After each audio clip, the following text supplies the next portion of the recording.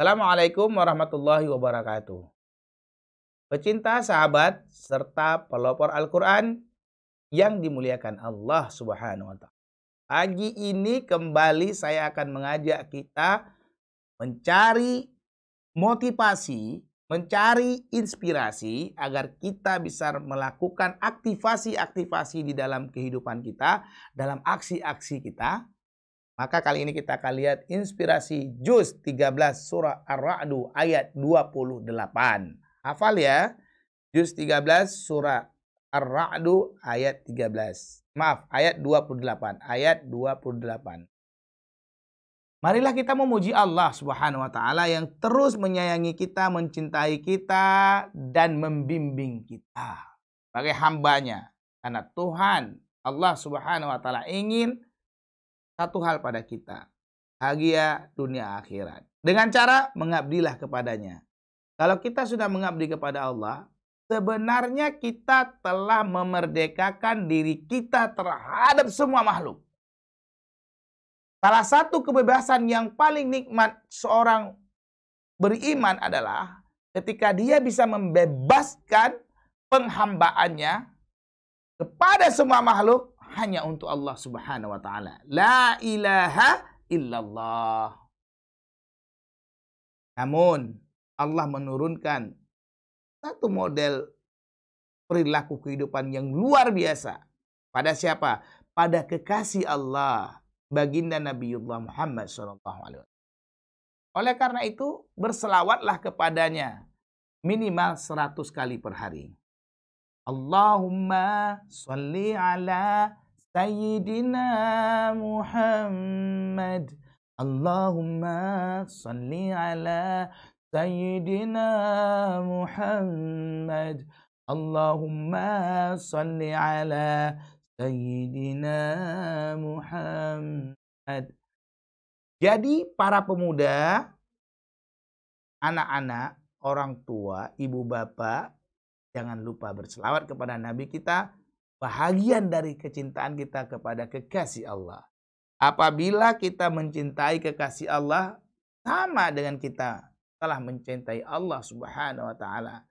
Kalau kita lihat dalam sirah nabawiyah, bagaimana kisah Rasulullah dari dilahirkan sampai beliau wafat, itu lengkap cerita kehidupan yang luar biasa.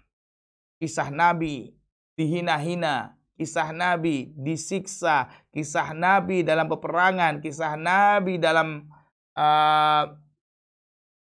percintaannya.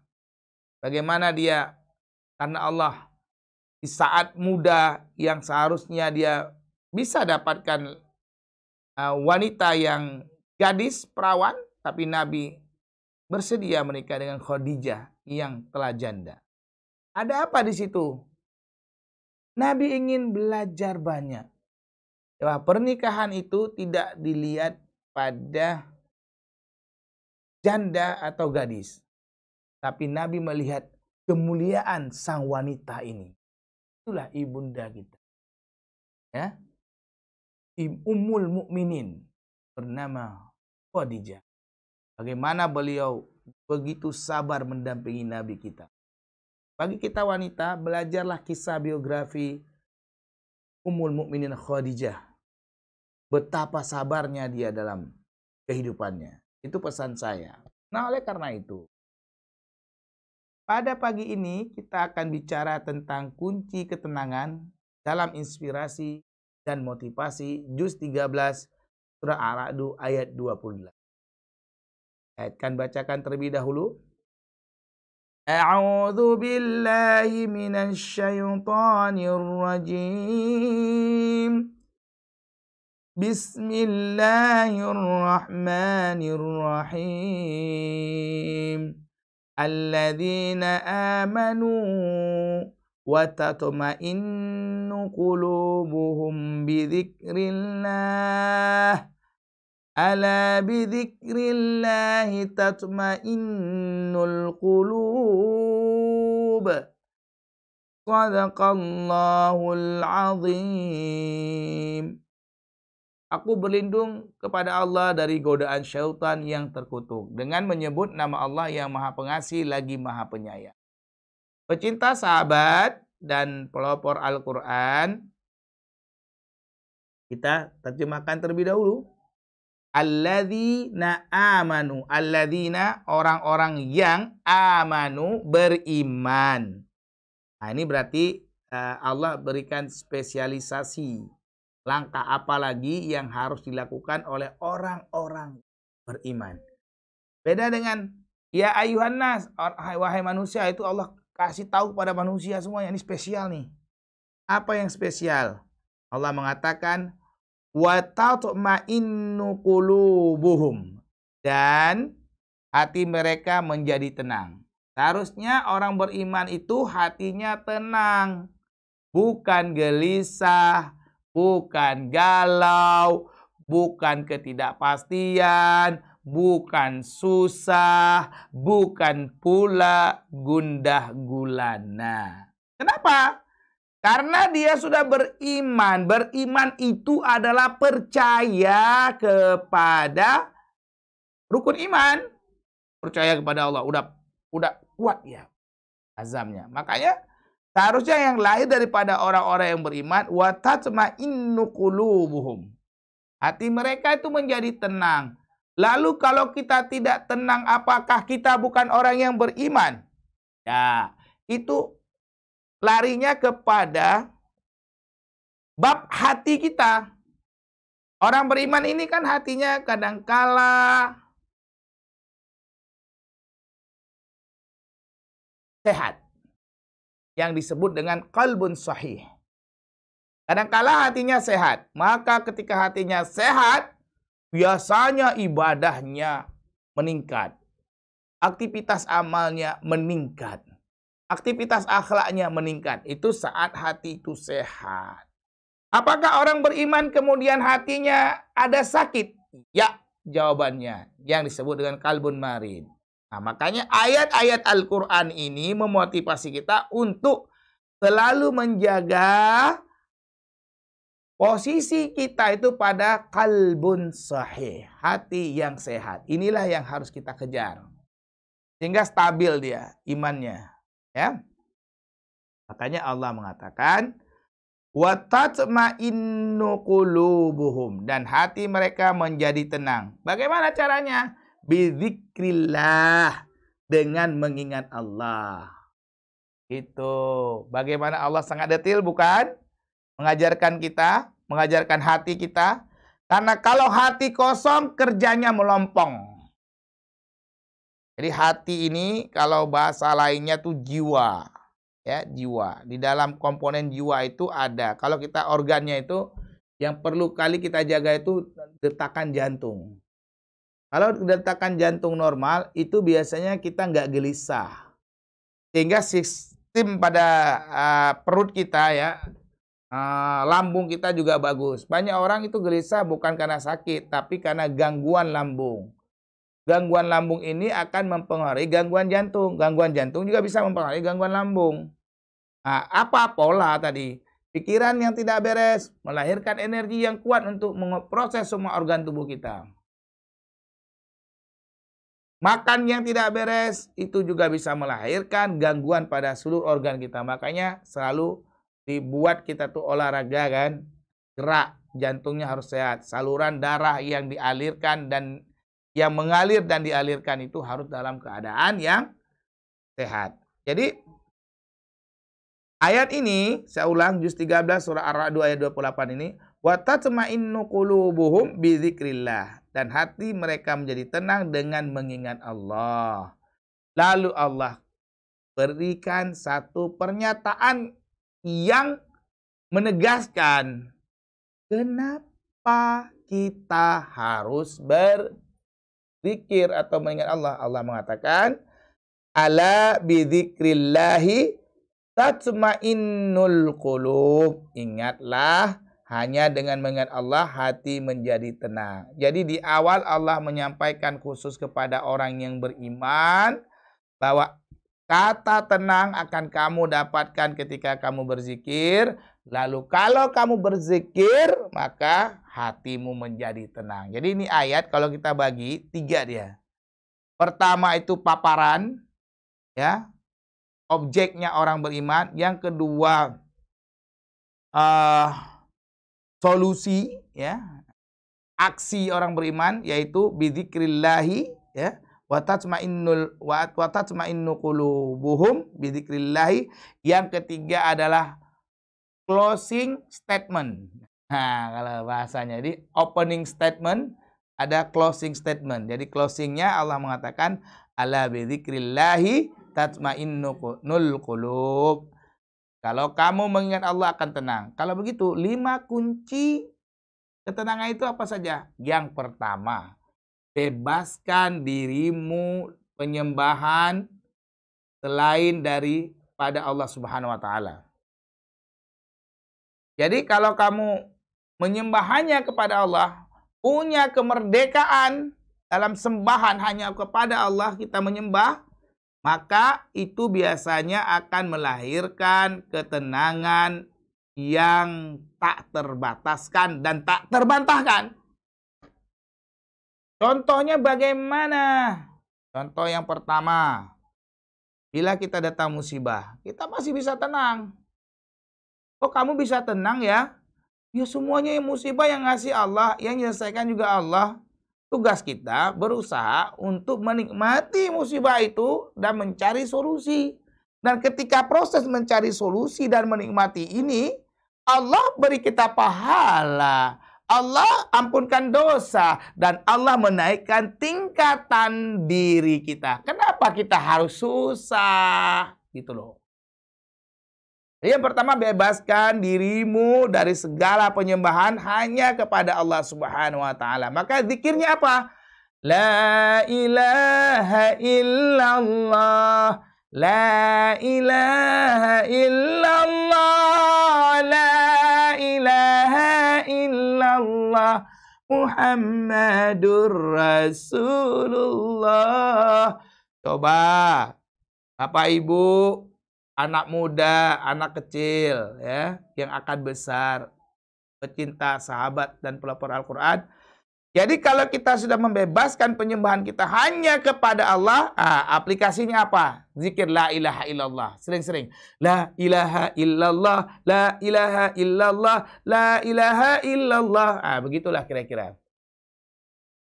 Atau ada lagi itu, Nabi Yunus, ya, yang kemarin saya sampaikan dalam edisi tentang apa itu? Tentang pengampunan dosa kalau saya tidak salah itu.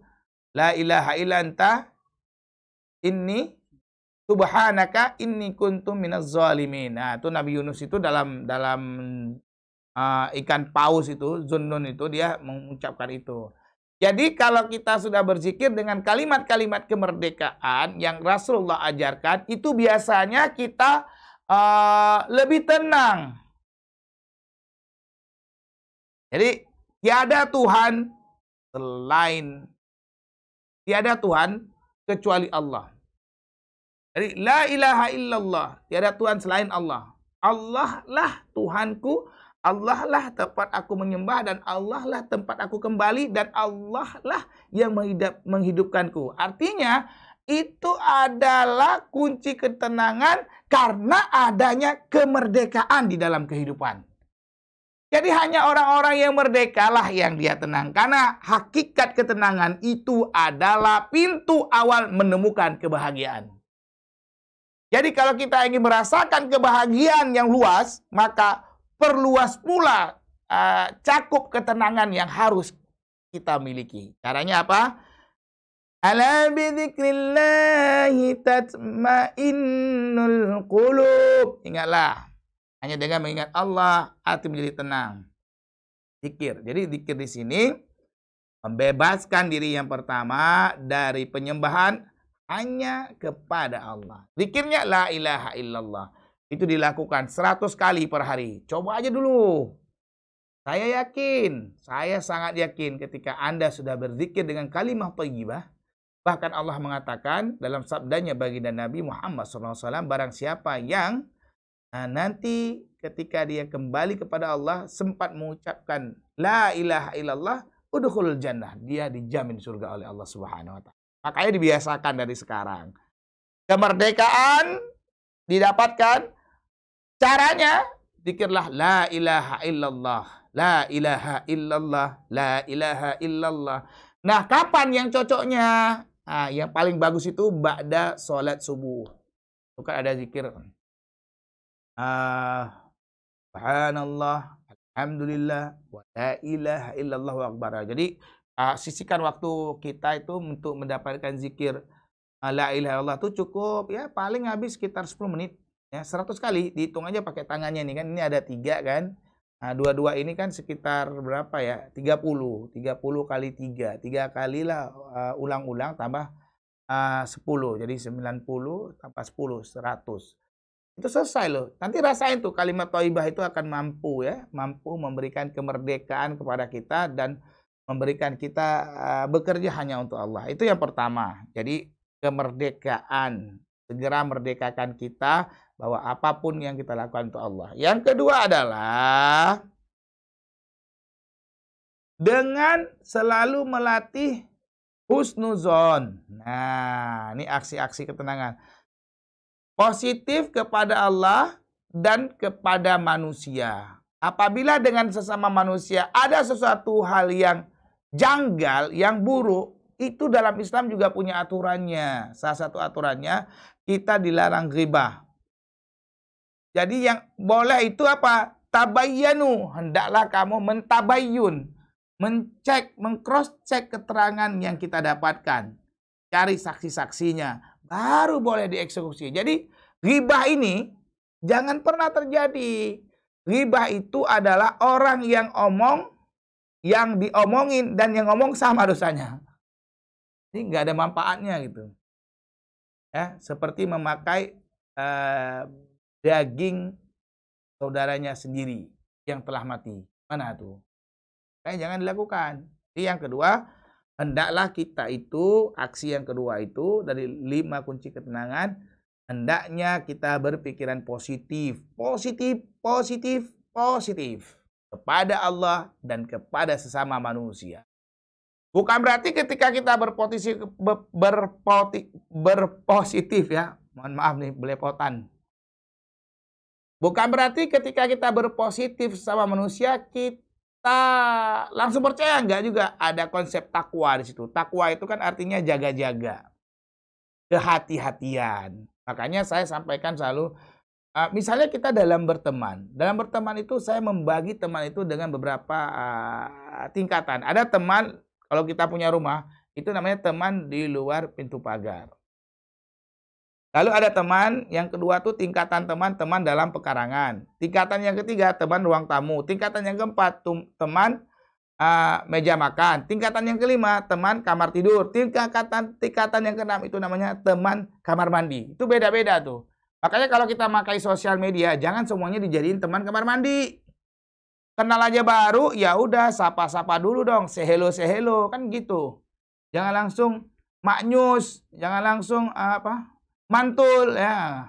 Mantap betul, jangan. Terus teman itu dia punya proses. Naiknya proses pertemanan itu akibat adanya pengorbanan dan rasa cinta. Naik lagi karena ada visi yang sama. Naik lagi karena ada aksi-aksi yang sama, susah sama ditanggung, senang sama dirasa. Itu tingkatan teman. Makanya berpikiran positif itu adalah kunci ketenangan yang kedua. Kepada Allah. Hablum minallah wa hablum minan nas. Sama manusia itu ada tahapan tingkatan-tingkatan. Sama Allah jangan pakai tingkatan. Maksudnya Allah teman kamar tidur, kamar pintu pagar. Enggak, sama Allah tuh teman segalanya dalam diri kita. Kenapa? Karena Allah menyayangi kita detil. Sejak kita di rahim pun Allah sudah sangat menyayangi kita. Alastu bi rabbikum. Allah udah tanya kan dalam kandungan setiap anak janin itu. Jadi jangan ditanya kasih sayang Allah kepada kita tak terbatas, tapi kasih sayang kita kenapa terbatas? Ini menjadi pertanyaan besar. Kenapa? Karena kita belum merdeka ketika Allah menyeru kepada kita la ilaha illallah Muhammadur Rasulullah. Itu. Jadi kedua itu adalah hendaknya kita berpikiran positif ya kepada Allah. Kenapa? Kalau kita lihat dalam surah Al-Insyirah ayat 5 sampai dengan 6 itu kan ada ayatnya tuh. Karena sesungguhnya sesudah kesulitan itu ada kemudahan. Allah ulang 2 kali, sesungguhnya sesudah kesulitan itu ada kemudahan. Fa inna ma'al usri yusra, inna ma'al usri yusra. Ya, jadi ini menjadi satu kata kunci yang Allah sisipkan, ya, kalimatullahnya itu, kalam-kalamnya di surah Al-Insyirah ayat 5 sampai 6. Coba dilihat yang benar, dibaca dengan baik. Itu motivasi yang luar biasa. Bukan hanya isinya motivasi, tapi itu inspirasi. Bahkan ayat itu, surah Al-Insyirah ayat 5-6, itu menjadi solusi. Kalau bahasa kerennya itu problem solver. Itu bagi kita. Tapi Allah memberikan kita, bukan itu. Tapi Allah memberikan kita solution provider. Nah, penyedia solusi. Dan Al-Quran itu solution provider. Dia memberikan solusi. Bukan hanya kepada umat Islam yang beriman. Tapi kepada seluruh umat manusia. Al-Quran menjadi solution provider. Penyedia solusi bagi kita semuanya. Mengapa kita tidak ingin berinteraksi dengan Al-Quran sedalam-dalamnya, sekuat-kuatnya? Yang saya tahu, orang-orang di luar Islam juga, dia mempelajari benar loh Al-Quran ini. Dan sampai hari ini, Al-Quran itu tidak berubah satu kata pun, dijaga benar oleh Allah. Makanya kalau kita ingin spesial, ya jadilah hafiz, penghafal Al-Quran, agar kita juga bahagian dari menjaga ayat-ayat Allah SWT. Berapa nih? 2 ya. Memerdekakan diri dalam penyembahan. Yang kedua, berpikiran positif kepada Allah dan kepada manusia. Yang ketiga adalah membaca Al-Quran dimanapun, kapanpun. Kenapa? Karena sumber tadi, solution provider. Jadi kita jangan takut kemudian menjadi solution provider. Jadi solution provider itu, kalau Al-Quran memberikan banyak solusi, maka kita pun hamba Allah Subhanahu wa Ta'ala yang hidup di dunia harus merombak diri kita dari problem solver menjadi solution provider. Di mana kita menjadi orang-orang penyedia solusi kepada setiap orang. Karena itu ciri leader gitu. Kalau kamu ingin jadi seorang pemimpin, maka tahapan yang harus kamu lakukan adalah menumbuhkan semangat menjadi solution provider. Coba lihat begini. Hari ini banyak orang tren dalam melakukan crowdfunding. Dana gabungan dari A ke si B ke si C, dikumpulkan dalam satu. Itu kan pakai platform namanya. Jadi manusia itu suka dia gotong royong. Jadi platform itu adalah cara gotong royong online yang dilakukan banyak orang hari ini. Nah, kalau dia ada masalah, dia jadikan buat platform. Ayo nyumbang, dibuat platform, dan itu bukan abal-abalan, benar. Dan itu bisa bergerak.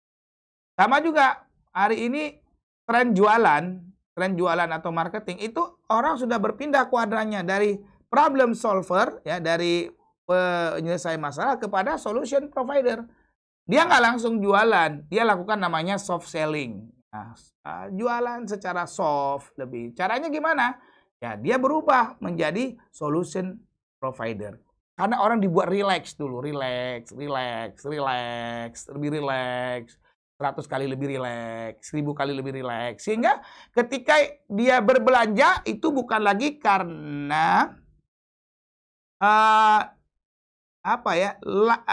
karena logika, tapi akhirnya orang berbelanja itu karena otak kanannya, nah, gitu loh. Jadi karena emosinya yang bergerak, emotional questionnya yang bergerak. Makanya itu kan coba kita lihat tuh, banyak branded itu kan karena orang mau belanja. Kenapa kita pingin makanan A, makan mie ini A? Karena yang dilatih oleh para pembuat communication skill ini, communication promosi ini, orang-orang promosi ini menjebatani antara keinginan kita dengan keinginan dia. Kita melihat satu objek adalah keinginan, tapi dia mampu membuat kita melihat satu objek menjadi kebutuhan.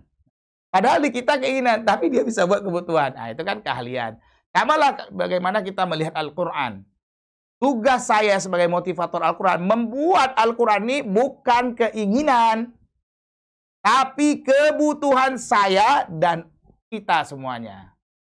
Makanya saya bilang Quran itu adalah provider, solution provider. Penyedia solusi. Lu bingung-bingung, ya Quran. Gua stres, Quran. Gua senang, Quran. Gua lagi malas, baca Quran. Gitu loh. Itu kan mahal banget. Allah kasih. Sampai Allah Subhanahu wa ta'ala menyusun Kitabullah ini komponennya itu lengkap, ada pelaksananya yang namanya baginda Nabiullah Muhammad SAW. Dan cara Allah mendidik Nabi sehingga Kitabullah ini benar-benar dari Allah, sampai Allah membuat Rasulullah itu ummi. Kan makanya Nabi bilang kan, Iqra, kata Jibril alaihissalam, ana ummi. Abu Taur yang nggak ngerti saya nih. Kenapa? Supaya Al-Quran ini jangan dianggap madein Muhammad. Madein daripada Nabi kita Muhammad SAW. Bukan. Ini madein of Allah. Allah yang buat untuk seluruh manusia.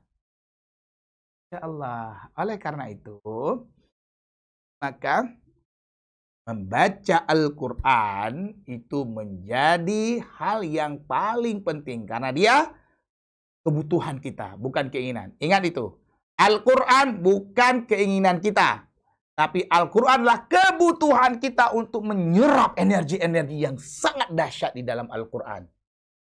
Saya baca salah satu buku yang terbaru, bagaimana mengoptimalisasikan otak kanan. Karena tren sekarang ini, pecinta sahabat setelah pelopor Al-Quran itu kan trennya bicara otak kanan. Makanya sosial media yang awalnya cuman Facebook nulis-nulis, lalu dia mulai menggiring kita ke gambar. Jadi sang perusahaan Facebook ini kan mindahin lagi tuh ada Instagram kan. Nah, Instagram itu kan isinya banyak gambar-gambar ya. Kalau yang tweet-tweet itu di Twitternya lah, dikit-dikit ya. Kata-katanya dibatasi 171 karakter kalau saya nggak salah ya. Terus ada Facebook. Facebook itu bisa nulis sebanyak-banyaknya. Dulu kalau kita Facebook itu bisa sebanyak-banyaknya berteman. Sekarang cuma 5 ribuan. Kok Abi tahu, ya saya juga pemain Facebook kan. Mau nggak mau kita dakwah digital ini menjadi penting sekarang. Nah jadi dia baca tren otak orang. Ternyata orang itu di akhir zaman ya, di akhir zaman nih kan, nah, dunia mau kiamat kata sebagian ustadz. Sehingga ustadz-ustadz juga sekarang ada ustadz spesialisasi akhir zaman, sehingga dinamain ustadz akhir zaman.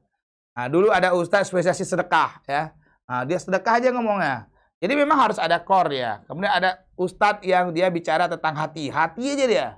Nah, ustadz kita ini hati aja. Ada ustadz jikir. Jikir aja dia. Jadi memang pintu surga itu banyak cara masuknya. Kalau saya sekarang memang menspesialisasi diri di ustadz, bukan ustadz ya. Lebih kepada motivator. Jadi motivator Quran. Tugas saya membuat sebanyak-banyaknya orang suka kepada Al-Quran dari keinginan pindah kebutuhan. Itu kerjaan saya. Dan saya harus ngeyakinin pecinta, sahabat, dan pelopor Al-Quran bahwa Al-Quran itu adalah solution provider, penyedia solusi. Nah, kita kembali ke cerita ini ya. Jadi, dalam buku yang saya baca itu, dia menyampaikan bahwa hari ini kalau Anda ingin sukses, maka perbesar kegiatan-kegiatan yang ada di otak kanan. Salah satunya, dia menyampaikan bahwa kegiatan otak kanan itu suka bercerita. Ternyata kalau kita lihat Al-Quran, saya juga heran awalnya. Kenapa sih Al-Quran ini banyak ceritanya, kok nggak to the point gitu ya. Ternyata cerita itu adalah cara, ya kisah-kisah itu cara sentuhan yang paling mendalam dalam menyampaikan pesan. Jadi kalau Anda ingin menyampaikan pesan kepada seseorang, kalau dibalut dengan awalnya cerita, itu keren banget. Makanya di Indonesia lah kita lihat ya. Orang Indonesia tuh sebenarnya nggak suka nonton film yang tuntas. Tapi suka nonton film yang terpotong-potong. Yang disebut dengan sinetron. Coba tuh kalau sinetron tuh. Suka banget. Lagi seru itu. Dipotong. Besok diputar lagi.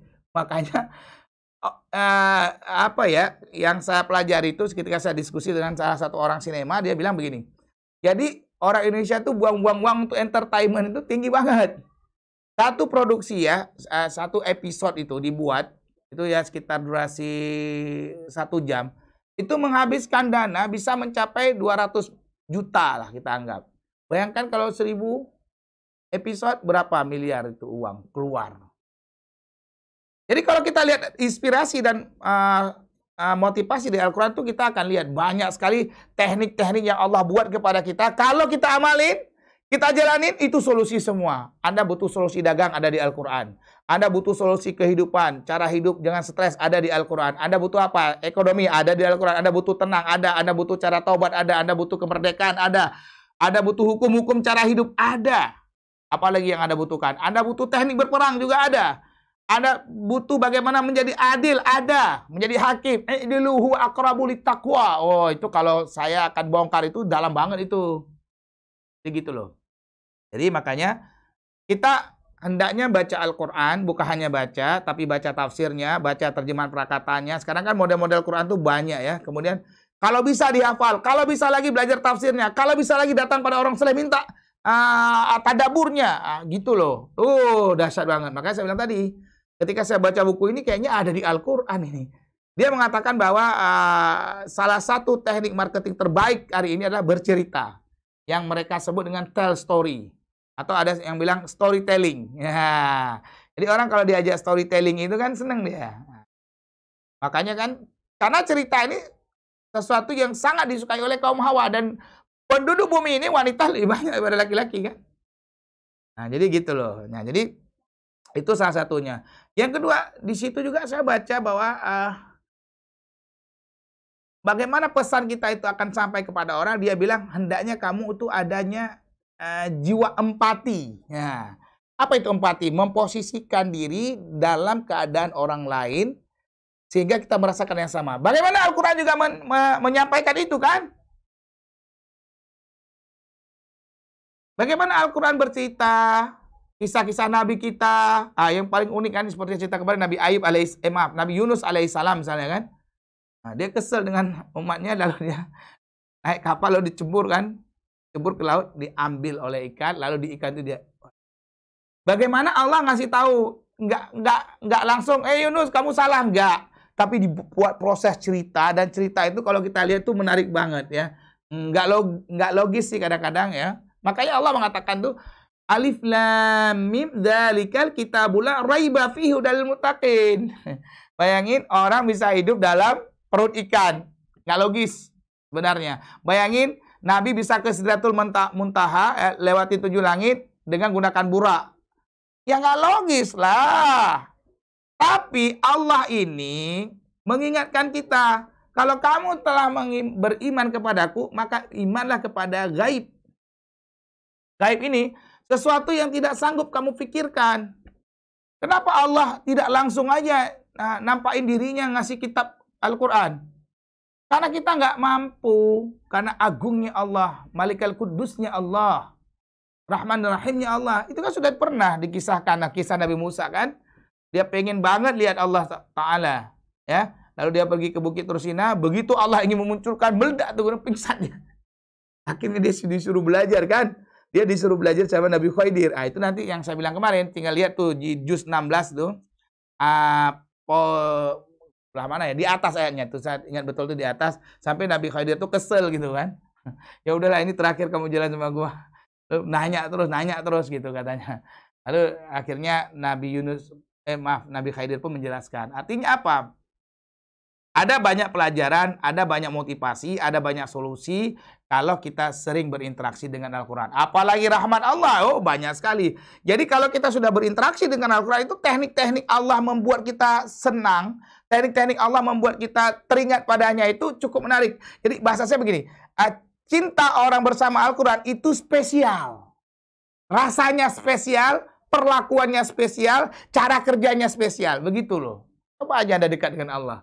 Semakin Anda dekat dengan Allah, Anda semakin menemukan spesial itu yang tidak dimiliki oleh orang lain. Karena Allah itu, wa idza sa'alaka ibadi anni fa inni qarib. Jadi Allah bilang, ya katakan ya Muhammad bahwa aku ini dekat. Kalau kamu semakin dekat kepadaku, maka rasa cinta kita beda. Nah, kalau kita ingin merasakan kedekatan dan kasih sayang Allah yang nyata, dekatilah dia. Dan ada waktunya tahajud. Tahajud time itu ya. di prime time-nya. Kalau Jakarta itu sekitar jam 1-an tuh, 1 sampai jam 2 itu prime time itu. Coba bangun, coba ibadah yang benar gitu. Baca Quran itu, dahsyat banget itu, banyak inspirasi, ketenangan udah pasti kita dapat gitu. Jadi yang kedua itu di buku itu dia mengatakan adalah Anda kalau ingin membangun sebuah pola solusi itu Anda harus membangun empati. Dan Al-Quran mengajarkan itu. Nah, nanti kita bahas lagi ya dalam konteks yang lain ya beda buku. Kemudian jadi solusi yang ketiga adalah bacalah Al-Quran dan tadaburilah makna-maknanya. Terus yang keempat nih, apalagi nih kunci ketenangan. Kunci ketenangan yang keempat adalah apabila Anda bersalah, segera istighfar. Segera bergegas mengingat Allah Subhanahu wa taala. Jadi jangan lama-lama dengan dosa. Jangan istiqomah dengan dosa, tapi istiqomahlah Anda dengan berbuat baik. Jadi cepat-cepat ya. Jangan lama-lama dengan dosa, cepat-cepat dengan kebaikan. Ya. Cepat-cepat cari aja, cari terus solusi-solusi tercepat untuk terus bisa beristighfar pada Allah. Karena Allah sangat menyukai orang yang cepat taubat. Jadi taubat itu dilatih. Setiap hari minta ampun pada Allah. Makanya saking Allah sayang sama manusia, untuk mengambil sholat aja harus ke Sidratul Muntaha kan. Kenapa enggak sih diwahyuin aja selesai? Karena ingin membangun sebuah cerita alur yang sangat luar biasa. Coba lihat. Ngambil sholat itu kan Masjidil Haram, Masjidil Aqsa, Sidratul Muntaha, udah ketemu nih para nabi-nabi, mondar-mandir lalu ketemu Allah kan. Nah, Sidratul Muntaha itu kan melewati Baitul Ma'mur. Nah, jadi ada apa harus sampai seperti? Karena begitu pentingnya sholat itu. Makanya kalau kita lagi sedih-sedih ya sholat gitu. Makanya saya sampaikan tadi, bergegas-gegas kepada kebaikan, mengingat Allah, itu cara melahirkan dan menemukan ketenangan tercepat. Gitu loh. Lu banyak hutang, ya udah lu sholat aja dulu. Nah, sholat sunat mutlak kan boleh. Sholat sunat mutlak itu bisa dilakukan kapan saja, asal tidak mengganggu, terkena pada jadwal-jadwal yang nggak boleh sholat. Udah, sholat lalu doa. Jadi bergegas mengingat Allah itu akan memberikan satu ketenangan, pintu ketenangan tersendiri. Jadi kunci yang keempat itu untuk membuka daripada ketenangan diri ya bergegas-gegas mengingat Allah. Jadi cepat banget gitu sholat. Maka saya bilang tadi, kenapa sholat itu sampai ada cerita yang cukup menarik. Subhanalladzi asra bi'abdihi lailan minal masjidil haram ilal masjidil aqsa alladzi barakna haulahu linuriyahu min ayatina innahu wasami'ul basir. Itu apa? Itu menjadi pelajaran. Ngambil sholat, coba ngambil sholat itu ke dalam bumi kan beda lagi ceritanya, tapi itu dibuat. Makanya ayatnya itu dimulai dengan maha sucilah Allah yang memperjalankan hambanya. Gitu loh. Jadi sucikan Allah dengan cara bergegas mengingat Allah. Dan yang terakhir, yang kelima adalah jika ada masalah, bukan pada Allah. Itu dia. Jadi manusia ini jawabannya terbatas. Tapi tempat mengadu yang nggak pernah bosan itu Allah. Jadi pecinta, sahabat, serta pelopor Al-Quran tinggal ngambil saja jadwal kosong, ngadu sama Allah. Ngadu, ya sholat 2 rakaat minta, nangis sama Allah. Itu tenang banget itu, coba aja ngerasain. Coba lu sering ngadu-ngadu sama Allah, terasa ketenangannya. Ala bidzikrillahi tatmainnul qulub. Ya, itu Allah ingatkan statementnya. Ingatlah hanya dengan mengingat Allah, hati menjadi tenang. Jadi, jika ada masalah, segera adukan pada Allah. Karena mengadu yang terbaik itu pada Allah. Boleh siang, boleh malam, boleh pagi. Lalu waktu yang baiknya kapan? Malam dong. Itu kan waktu yang tenang, rileks. Nah, apalagi nih suasananya tenang, ruangannya tertutup. Enak banget tuh. Coba aja. Makanya Nabiullah Muhammad SAW itu kan ke Gua Hira. Kenapa nggak di kota Mekah aja? Nggak. Nabi naik ke Gua Hira, duduk di situ, zikir dan menatap. Karena kalau kita sedang muhasabah itu banyak inspirasi baru. Seperti kita merestart ulang daripada diri kita. Itulah pecinta, sahabat, serta pelopor Al-Quran. 5 kunci ketenangan yang insya Allah apabila dikerjakan, kamu akan menemukan ketenangan. Karena ketenanganlah awal dari membuka pintu-pintu kebahagiaan. Jangan lupa tonton terus. Saya akan istiqomah insya Allah dengan program Morning Quran Motivation. Dan saya berharap kepada sobat pecinta dan pelopor Al-Quran, Silakan beri komentar ya dari materi saya, dan boleh juga di komentar itu Anda memberikan judul apa yang perlu saya siapkan lagi untuk kita, sehingga Anda selalu bisa berinteraksi bersama Al-Quran. Tulis komentarnya, Abi, ya saya sering dipanggil Abi ya. Kata mereka sih ayah baru Indonesia. Bukan Obi, kalau Obi itu orang baru Indonesia, ini Abi, ayah baru Indonesia. Abi, kami pengen dong dibuat materi tentang kegelisahan. Boleh, ntar saya cariin, saya share ya. Mudah-mudahan kita selalu bisa, dari segala sudut itu kita bisa gunakan Al-Quran sebagai solution provider kita. Gitu loh. Pada Allah saya mohon ampun, kebenaran dari Allah Subhanahu wa taala. Setelah itu dari saya sebagai hamba yang dhaif. Wassalamualaikum warahmatullahi wabarakatuh.